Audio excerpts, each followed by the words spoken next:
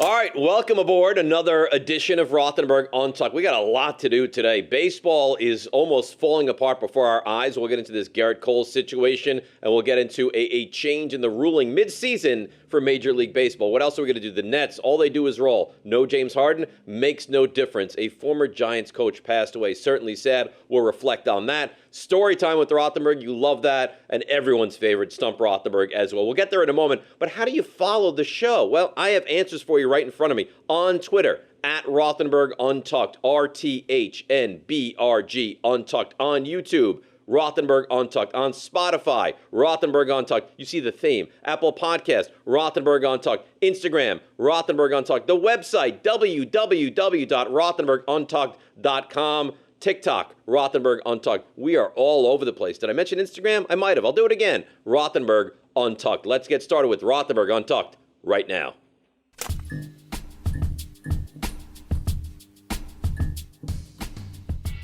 I think you have to be worried, people. I think you have to be very concerned. Look where we are with the game of Major League Baseball. I mean, some leagues, sports leagues, have moments happen that they recognize change is necessary. Saints-Rams, NFC Championship game a couple of years back, an egregious no call, right? I mean, a clear pass interference. What do? In the offseason, the NFL decides, you know what? We're going to make pass interference reviewable, and we're going to change from this moment forward. They did. It was a disaster. They reverted back. Major League Baseball has a problem, a huge problem. They're using, and it's now factual, illegal substances on the baseball. Pitchers, it's rampant all over the place, are using illegal substances. So, do they wait until the 2021 season is over and then determine, you know what? In fact, let's decide it's not okay anymore. We'll move past it. We're going to be checking guys. It's not all right, and you're not allowed to use it? No, not Major League Baseball. They determine, you know what?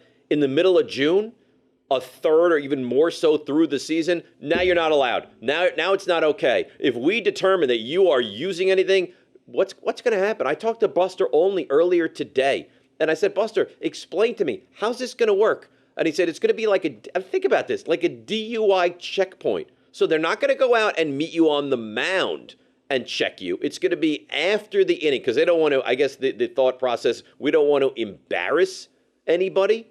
So yeah, because they haven't already done that themselves, these pitchers, in what they've done with this spider tack and this Vaseline and the suntan lotion and the rosin and mixtures and all this. I hear guys that spend time in the offseason, like a mad scientist, concocting special formulas that'll help them get better grip and increase the RPMs on the baseball. So Buster Olney, I asked him this morning, actually, I said, Buster, what are they going to do? He said it's going to be like DUI checkpoints. Guys are going to come off the mound, and it's going to, you know, it's going to be like Enrico Palazzo in The Naked Gun. They're going to walk off the field, and he's going to start patting every inch of them to see if they have. Let me check under your hat. Let me check under your shirt. Like Major League, like the pitcher in Major League who's got Vaseline here and the creams over here. I mean, they're going to check the belt. They're going to check everything. So that's what they're going to do. Now my next question is, okay, now you find it, right? I won't even name a pitcher. I'll let you do that on your own in your own spare time. But pitcher X walks off the mound and has this stuff all over himself, and it's illegal. Now what? He's out of the game? Do we even know? I mean, we're sitting here. They're about to dramatically change Major League Baseball, and we don't really even understand how they're going to do it. So what are they going to do? You walk off, you have this crap all over you, and the umpire notices it. You're out of the game, and then what? The union's got to agree. So now do you get suspended? Are you not allowed to pitch? Are you fined? Do you lose salary? Think about this for a second. We are days away from a monumental change in Major League Baseball, and we have no comprehension of what the penalty is going to be. Give me a break. I mean, this sport has been reactive for so long. Why not be proactive? Why not wait until you get to a stopping point? Why not wait until the season is over and then determine in the middle of the season? Now, what happens if some of these elite pitchers, and we'll name names later on in Rothenberg Untucked the podcast, but what happens if some of these elite pitchers all of a sudden are not elite pitchers anymore? What happens if these guys who are pitching to 2-3 ERAs, it goes up a half a run, a full run, a run and a half? The entire game of baseball, I'm not saying it definitively will, but the entire game of baseball very well might be changing right in front of our eyes. And baseball, as they typically do, has no idea how to deal with this. Now, I don't know if you heard what Gerrit Cole had to say the other day, but if you didn't, you're going to love this. It's quite a treat. And if you did, you'll love it just the same. Let's take a listen. Here is Gerrit Cole. And have you ever used spider tack while pitching? I don't. Oh, boy. Uh-oh. He's not talking. I don't know. I don't know if. Yeah, and that's not good. I don't quite know how to answer that, to be honest. Do your best. I mean, there are customs and practices that have been passed down from older players to younger players, from the last generation of players to this generation of players, and I think there are some things that are certainly out of bounds in that regard, and I've stood pretty firm in terms of that, in terms of the communication between our peers and whatnot. And I, again, like I mentioned earlier, there's, this is important to a lot of people that love the game, and this is including the players in this room, including fans, including, teams. And so if MLB wants to, legislate some more stuff, that's a conversation that we can have, because ultimately we should all be pulling in the same direction on this. All right. So here's the thing now.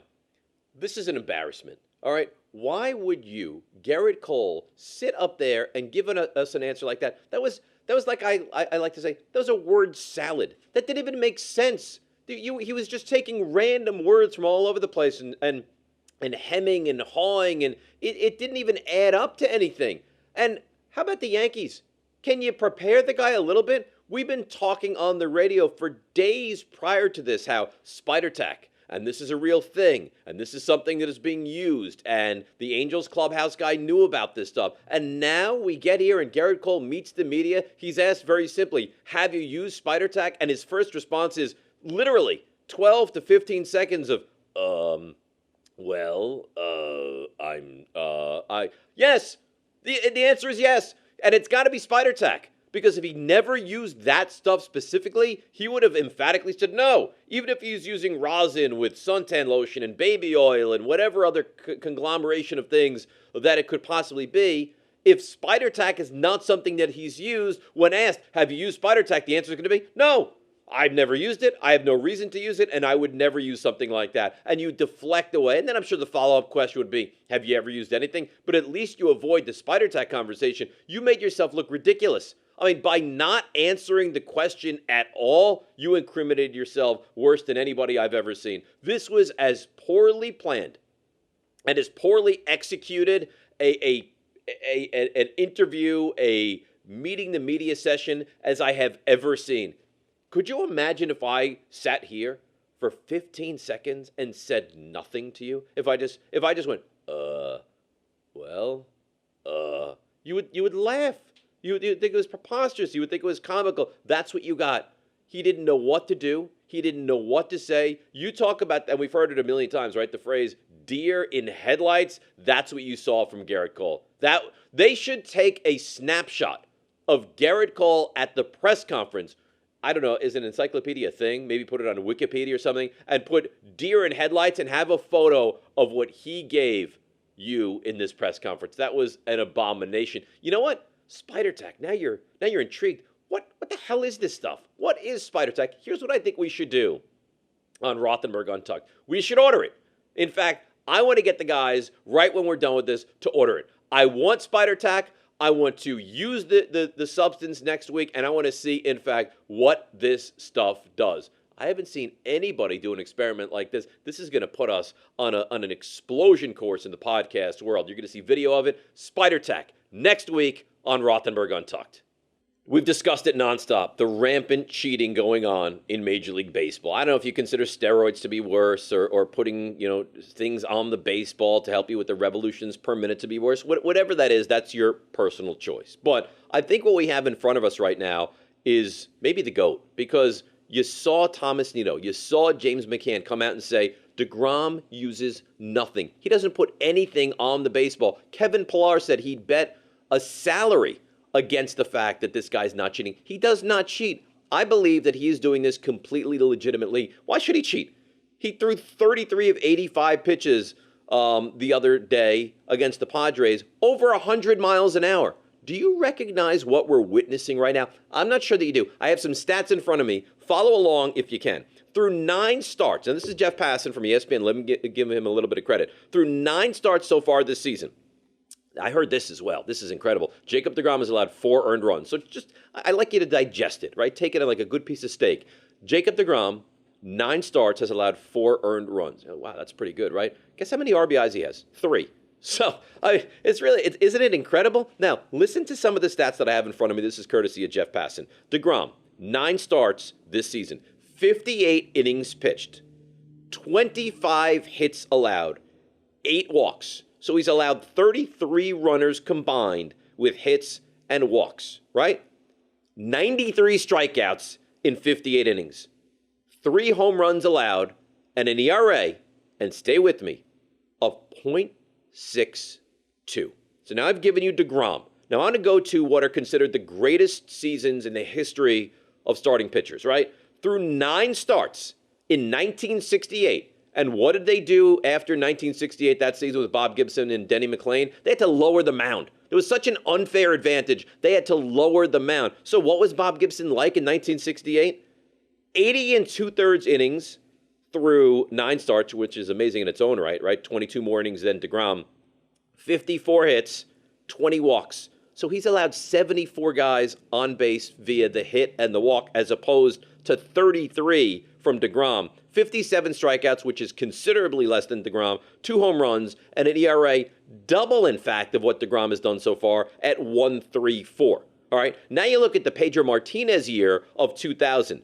Very similar. 68 1/3 innings through 9 starts, so 10 more innings pitched than DeGrom, 40 hits and 14 walks. So a combined 54 hits and walks as opposed to DeGrom's 33. 95 strikeouts, which is really remarkable. 3 home runs, the same. And an ERA, guess what? Almost double at 1.19. Take it in for a moment, people. Digest it. We are witnessing a unicorn. You are witnessing in a sport where guys don't pitch like this. Guys don't play like this. I've said this in the past. Of any athlete in any sport across the world, across the globe, across this great planet, there is nobody at this very moment who is more must-watch than Jacob DeGrom. I don't care if you include Tom Brady. I don't care if you include LeBron James. Listen, LeBron is sensational. Jokic wins the MVP. You could talk about Rafael Nadal on clay. He's as good as we've ever seen. In fact, he's better than we've ever seen. All those things are true. Messi, phenomenal. Neymar. I mean, I could go soccer forever. I have a great depth of knowledge. But nobody, and I mean nobody, is duplicating what we are seeing at the moment from the legendary, the unicorn, Jacob DeGrom. So I wanted to spend a moment on what was really a sad incident in the world of sports recently, and that is the passing of former Giants head coach Jim Fassel. Now, he never coached again.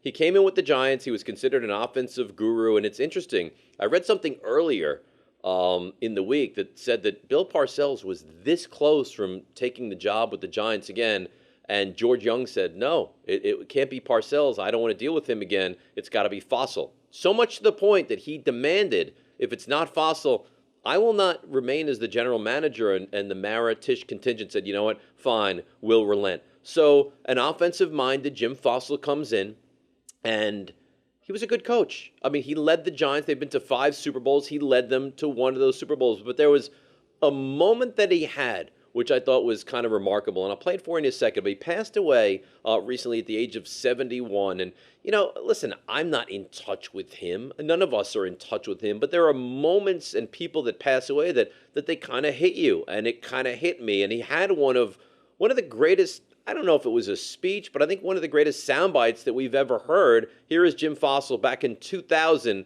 addressing the media. So if you got the crosshairs, you got the laser, you can put it right on my chest. I'll take full responsibility. I'm raising the stakes right now. This is a poker game. I'm shoving my chips to the middle of the table. I'm raising the ante. Anybody wants in, get in. Anybody wants out, get out. Okay? This team is going to the playoffs. And that, of course, is Jim Fassel back in 2000. And you know what? Giants didn't lose another game to the Super Bowl. They went on a magical run. In fact, I will stand by. It was one of the great games I've ever been to. The Giants ran the table. They wound up, I believe, they had the 1 seed. Maybe the Saints had the 1 seed, actually. And the Saints lost in the postseason, and the Giants wound up hosting the NFC Championship game. And I don't know if you remember, but it was a game that nobody gave them any chance to win. And they were doing this with a reclamation project of Kerry Collins, this guy that was cut loose, that had all sorts of demons, was cut loose by Carolina. They didn't want to keep him, and the Giants gave him a pretty big, sizable deal. And he comes in there, and all of a sudden, he transforms his career, and he does it with Jim Fassel as the head coach. And now the Giants are in the NFC Championship game, and they went up against the Vikings, and the Vikings were terrific. They had an offense. You look now at the Chiefs, you look now at the Bills. That was the Vikings back in the day. It was Randy Moss, it was Chris Carter, it was Randall Cunningham, and it was Robert Smith. And I think the Vikings, if memory serves correctly, were favorites in the game. But the big thought was, well, hopefully, because this is a game that was in January, hopefully the weather's going to be frigid and the wind chill is going to be minus 12 and there's going to be a wind to really neutralize this Vikings elite, prestigious offense. And I woke up that morning, and I remember driving out to Long Island and getting my dad to go to the game. I was living in New York City at the time, and the weather was balmy. I don't even think I wore a jacket to the game. It was like 37. And as we walked into Giant Stadium, and it was still Giant Stadium at the time, everyone's like, oh, how are we going to win this game? Because it's such beautiful weather. So the Giants, and I remember this, I haven't looked it up. I remember it distinctly. I think it was the 3rd or 4th play of the game. Deep down the left side, Ike Hilliard, touchdown, 7-0. Giants kickoff, Minnesota muffs, I guess, for lack of a better term, the kickoff. Giants pounce on it. First play, right side, Kerry Collins to Greg Camella, the fullback. At the end of the day, this game that the Giants had no business winning, 41-0 was the final score. So Jim Fassel passes away at the age of 71 years old. And the Giants have been to 5 Super Bowls in the history of the franchise. 4 are glorious. 4 you look back on and you say, one of the great moments as a fan of the New York Football Giants. And 1 is the redheaded stepchild, is the loss to the Ravens 34-7. But don't lose sight of the fact that that was a team that had no business going anywhere that season. And with Kerry Collins and Jim Fassel, they went all the way to a Super Bowl appearance.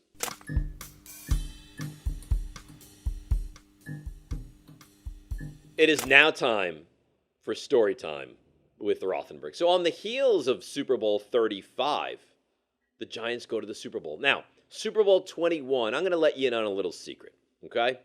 I didn't do that well in high school, and my dad always promised me, when the Giants go to the Super Bowl, we're going. And it was a fateful afternoon. I'm lying on my bed pretending to do homework, and he came in and he said, listen, you're getting all season D's. I can't bring you to the Super Bowl in good conscience and reward you for what is considered shoddy, horrendous work in high school. And I was heartbroken, and we didn't go. I was in 8th grade, I think, at the time. And then as a senior in high school, the Giants went back. Well, sadly, my schoolwork was still very below board, and we didn't go to that. And I promised myself, I made a promise with myself at that moment, that the next time the Giants are in the Super Bowl, I'm going. And I went. But here's the catch. I didn't have any money. I had a job where I made some money, and it was a long time that I was there, but I'm living in New York City. I'm a single guy. I don't have a lot of expendable income or disposable income, so what am I going to do? So I went to my parents. I said, listen, I'd like to borrow money. And they said, you're not borrowing money to go to Super Bowl 35. Firstly, what kind of parents would we be if we gave you tickets to go to the Super Bowl or gave you money to go to the Super Bowl? You're not going to be able to pay this back. There's no chance you're going to be able to give us the money. So I said, what do I do? So actually, and this is how disturbed I am as a fan of the Giants and as a sports fan, I thought to myself, let me find a loan shark. I will find one of these guys on the street corner that gives you money, and if you don't pay it back, now they take a limb. Like, I could have been a man without a leg today, but I didn't do that. So what did I do? I said, maybe I'll take out a loan. I walked into a bank and I said, yes, I'd like to speak to the loan officer, please. And they sit me down and we go through all the paperwork. All right, where do you work? How long you been there? What's your age, Social Security? Let's check your credit. Credit, very good. I said, all right, well, you can get a loan. How much do you need? I said, thinking to myself, I want tickets. I want to stay at a nice hotel. I want airfare. I said, I don't know, $15,000, please. And they said, $15,000, that's fine. You know, what do you need the $15,000? What's the loan for? I said, I want to go to Super Bowl. And the guy says, wait, what? I said, yeah, I want to go to the Super Bowl. I said, you are looking to take out a loan of $15,000, sir, to go to the Super Bowl? And I looked him dead in the eye like I am you right now. I said, yeah, that's right. And they're like, oh, all right. So the loan gets processed. I get the check. I wind up getting tickets online. Now, online is not what it this is back in 2000. So online it can be thought of, I don't know, sketchy or whatever, but I don't know, there's the unknown. And I find a guy who's advertising 2 Super Bowl tickets, great seats, and I bought 2 of them because I wanted to bring a friend of mine, and I purchased 2 tickets for $5,000 each. And I said to him, and I remember, I called him on the phone, I remember the conversation, I said, if these are not legitimate tickets and they are fake tickets, I will kill you. I said, I will drive to you and I will kill you. But they were fine. They were legit. I get into the game. We go down to the game. We go nicely, airfare, nice hotel, into the game. That was a mistake. The Giants lose 34-7 and had one moment of glory, a Ron Dixon kickoff return for a touchdown. But yes, they've been to 5 Super Bowls. I've been to 1. They're 4-1. Which one did I go to? $15,000 loan to a 34-7 loss in Super Bowl 35. We're going to get to Stump Rothenberg. We'll get to all the goodness that comes on the Rothenberg Untucked podcast. But I want to let you know about me, about my shirt, about my appearance, about my look. This is an untucked shirt. They sent it to me so I could wear it on the podcast, and I'm loving it. I like it because, A, it's comfortable. B, I can wear it untucked. It's great. And this is what they call the summer linen collection. It's nothing short of phenomenal. It's comfortable. I can wear it untucked. I look as good as someone like I can possibly look. I mean, it's beautiful. And here's the beauty about Untuck It and Untuck It shirts. You throw them on and you're done. There's no muss. There's no fuss. There's nothing you have to do with it. And come closer. I have a special deal for you. Now, I'd say don't tell anybody, but tell everybody about the special deal. What do you do? I can get you cheaper Untuck It shirts, and Father's Day is on the horizon. So if you want to get it for your dad, if you want to get it for someone else's dad, for a father-in-law, for your son, for anybody, I can give you a special deal. Go to untuckit.com or to one of 80-plus Untuck It stores around the nation. And if you want to get a special deal, there's a special promo code, and that is my name. It's simple, Dave, D-A-V-E, for 20% off your first purchase. I'm giving you a very special deal to look like this. Go to untuckit.com, untuckit.com. I want to get to the NBA for a couple minutes, and then we'll do Stump Rothenberg. You know what's adorable to me? It really is. Like, come sit down on my lap because you're like 9 years old. The people that thought that the Nets were going to lose to the Bucks, really? I sat here a week ago and told you it's comical. This team's not losing to the Milwaukee Bucks. All right, I understand. I remember making fun of it, and I like Drew Holiday. I think he's a nice player, but I remember making fun of it. You now think that Drew Holiday is going to put the Bucks over the Nets? 2 things here. Firstly, what an embarrassment for Milwaukee. I mean, really, it's pathetic. I can think of no stronger words to use. You take on Brooklyn.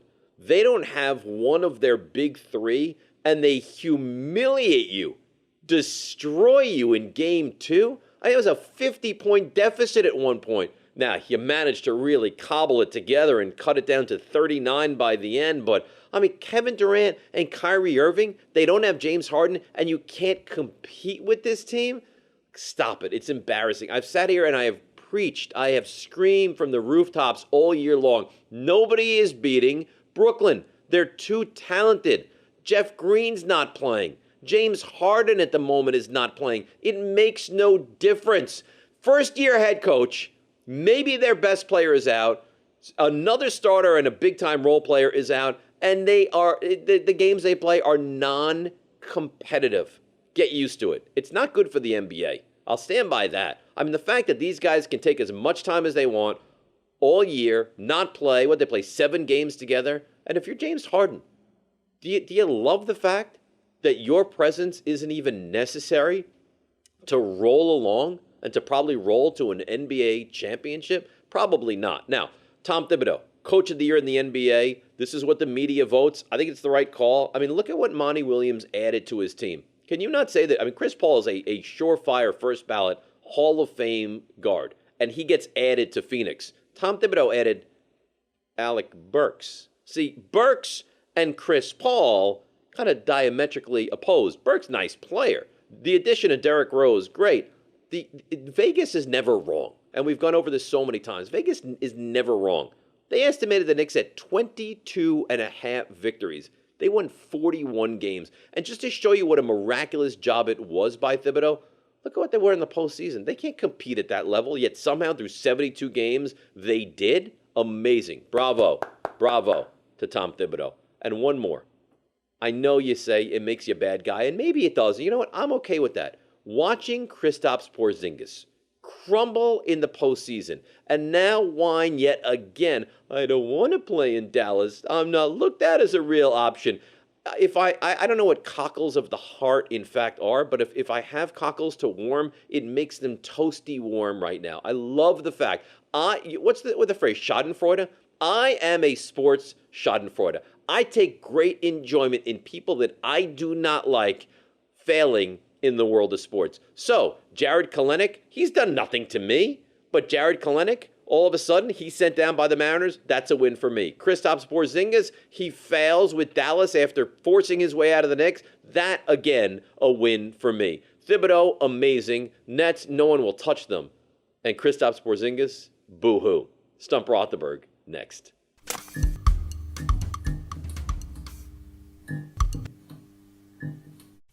And welcome to Stump Rothenberg. Let me welcome in our first contestant, George. Well, before I start, I just want to comment on that shirt. That's a really nice shirt. Where did you get that one from? I'm glad you asked, George. This is an Untucked shirt. They sent it to me because they care for me greatly. Here, you can get one as well. Go to untuckit.com, use promo code Dave, and they'll give you a 20% discount. And next week, I can see you in an Untucked shirt. Wow, that's amazing. I think I'm going to have to. So what's that again? Untuckit? Untuckit.com, right? UNTUCKIT.com, promo code Dave. It's that simple. All right, well, that's good to know. I don't know if, earlier you talked about Jim Fassel, former Giants coach, yes. And you played that clip of when he put all the chips into the table. Yes.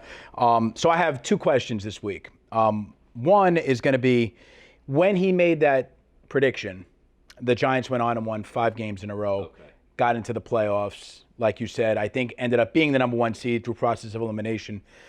Do you know who they beat that very next week? It was a NFC Eastern Division rival to get that streak. So I think you're trying to trick me here. Yeah. Was it the Cardinals? That would be correct. Yeah. Yes. Yes. Yes. Arizona Cardinals, who were an NFC East rival. That's a good job by me. Right. That is a very good job. Now, if you remember the game that they lost to Detroit, I don't know if you remember this, Jason Sehorn's pants fell down in that game. Do you remember that? I do remember that, He was chasing the receiver who was long gone, and his pants, not only did they lose, I think 31-21, his pants fell down on the play. Unbelievable. Amazing. So I'm going to give you a stat from that year. Who led the Giants team in sacks in the 2000 season? It was 10. Can you let me know which player that was? I only really have one guess for that. I'm going to say Michael Strahan. Well, he would be second. He had 9.5. Really? It's not Christian Peter. It's not Cedric Jones because he's stunk. Think defensive line. Chad Bratsky. No, it would be Keith Hamilton. Defensive tackle. Yes. Okay. And while I'm at you, I might as well throw this out. You mentioned you were at Super Bowl, 35, yeah. Right, in Tampa. Who were the 3 headliners, and I don't know where you were during this time, during the halftime show? Aerosmith, Britney Spears, Justin Timberlake. In sync, that would be, but you got it, yes. All right, there you go. All right, let's bring him in. He's TJ, who's going to participate now in Stump Rothenberg. What's up, TJ? How are you, Dave? I'm good. Before we start, because I don't know if you're my favorite, but I do appreciate you a great deal. Thank you. We talked about the what is it, spider tack? Spider Tack, yeah. Yeah, and we talked about me potentially using it next week, which seemed at the time like a great idea. I don't think it is. I'm concerned that it's going to take skin off my hands and damage It me. definitely could. I'd like you to do it. I would like to offer you an opportunity to be out in front of the camera as the spider tack kind of display man on Rothenberg Untucked next week. So you're just volunteering me. I'm offering. I'm offering. It's Okay. not a volunteer. I'm not demanding. I'm offering. Would you? I mean, it could. This segment could go to a fever pitch. Would you like to be the guy that could further your career by being kind of our, for lack of a better term, guinea pig with the spider tack? Well, I mean, I don't see why not, Dave. I think for the betterment of the podcast, and I'll sacrifice my hand. Sure. Terrific. My hands beautiful, I can't promise I'll be pitching like Gerrit Cole, but well, you might be by the end of our experiment. All right, what do you got on Stump Rothenberg here? Okay, today I'm gonna. I don't know. I was reminiscing a little bit, watching the Mets with Jacob DeGrom, reminiscing on Shea Stadium a little bit. One of the greatest parts about that whole park was the Big Apple. Can you give me? I'll give you a 5-year range. When did they install the Big Apple in Shea Stadium? The apple that used to pop out when they. All right, so let's see. So they put the Big Apple in 1978. Well, it's within a 5-year range. It was 1981. All right, But there you go. That's a win. Okay. That's a good question. Pretty good. It's a nice question. And then, New York City building history. I'm going to throw it back to 1930 or 31, I believe, when the Empire State Building opened up. Mm-hmm. What world famous hotel stood in its place before they erected it? World famous hotel. I don't know, and I'm going to guess. I'm going to say the Waldorf Astoria. How do you do it? I'm so smart. I can't help it. Oh, that's brilliant. Very good. Thank you. And I'll bring my hands next week. Bring them. Yeah, thank you. All right, what a job. I really am. Next up, Producer Rich. All right, Producer Rich. This is a real hit or miss. Either you're going to guess it. This won't take long. This will not take long. Okay. The famous circus duo, Barnum and Bailey. Yeah. One of them served as the mayor of Bridgeport, Connecticut. Who was it? That'd be P.T. Barnum. Thanks for playing. All right. Thank you for joining us this week on Rothenberg Untucked. I want to let you know how you can consume the podcast, the videocast, every single day out there. On Twitter, at Rothenberg Untucked, RTHNBRG. We've shortened Rothenberg to make it easier for you. Rothenberg Untucked. YouTube, Rothenberg Untucked. There's a theme. Stay with me. Spotify, Rothenberg Untucked. Apple Podcast, Rothenberg Untucked. Instagram, Rothenberg Untucked. TikTok, we're cool, we're hip. Rothenberg Untucked. And the website, of course, if you want to send in a note, a message, www.rothenberguntucked.com. Stay tuned next week. It's more As You Figured, Rothenberg Untucked.